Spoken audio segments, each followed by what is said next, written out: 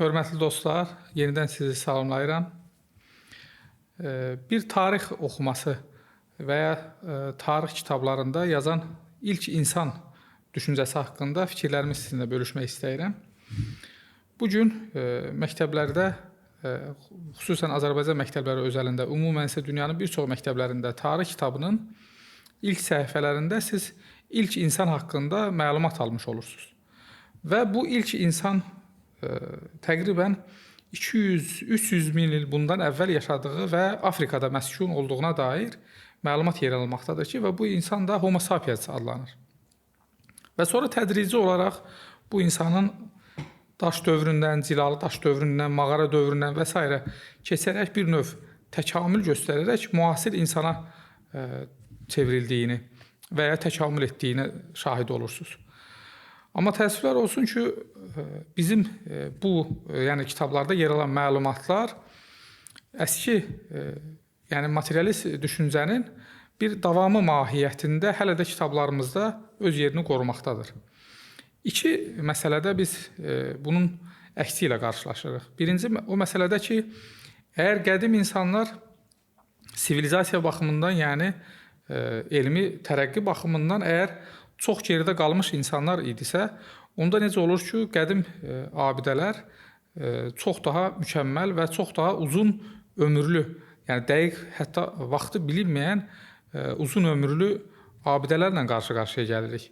Əgər onların əlində belə bir texniki imkanlar yox idisə, belə bir vasitələr yox idisə, onda bu abidələr necə yarana bilərdi deyə birinci sual qarşımıza çıxır.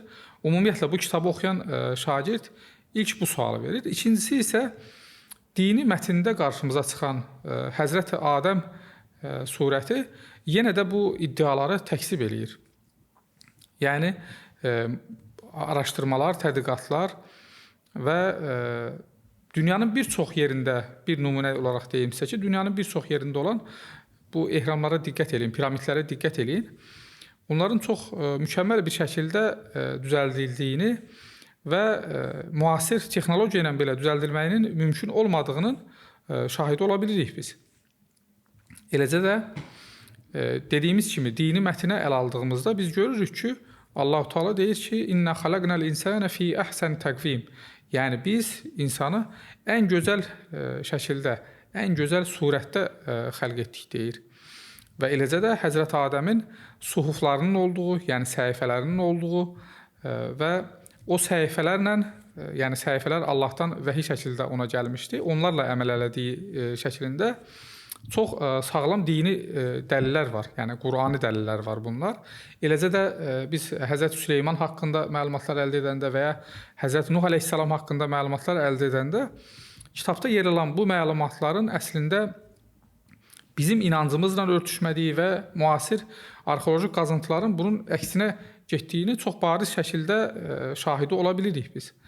Elə isə belə bir fikir ortaya çıxır ki, əgər sizin ümumiyyətlə zid fikirlər ortaya çıxanda qərar vermə mexanizmanız necə olmalıdır? Yəni, biz şagirdlərə və ya ümumiyyətlə nə tövsiyə edə bilərik ki, bizim qarşımıza iki zid fikir ortaya çıxıb, biz bunun hansını seçməliyik? Yəni, bizim qıstasımız nə olmalıdır? Ölçümüz nə olmalıdır?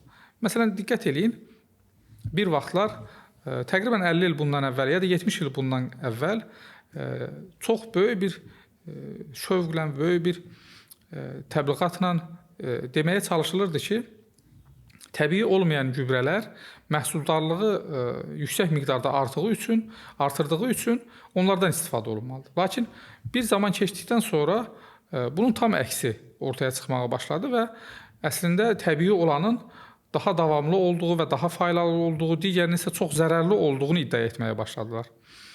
İki zid fikir. Və başqa bir misal verim sizə.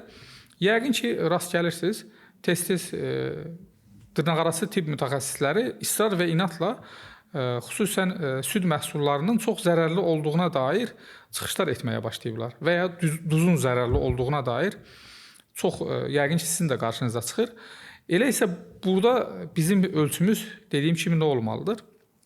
Əlbəttə, inanclı insan üçün bu heç bir düşünməyə və ya araşdırmağa, dərin düşüncələrə qərq olmadan, inanclı insan üçün bu birmənalı şəkildə bir həqiqət vardır.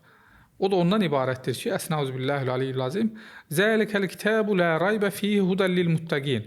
Yəni bu kitab, yəni Quran kitabı inananlar üçün və ya müttəqilər üçün və ya Allahdan qorxanlar üçün bir hidayət rəhbəridir. Yəni yol göstərən bir kitabdır.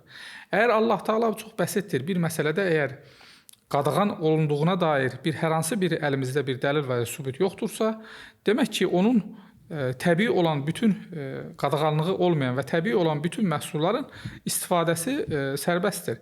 Yəni bu məsələdə birinci öncəliyimiz düşünürəm ki, bu olmalıdır. Eləcə də ilk insan mövzusunda bir daha təkrar edirəm.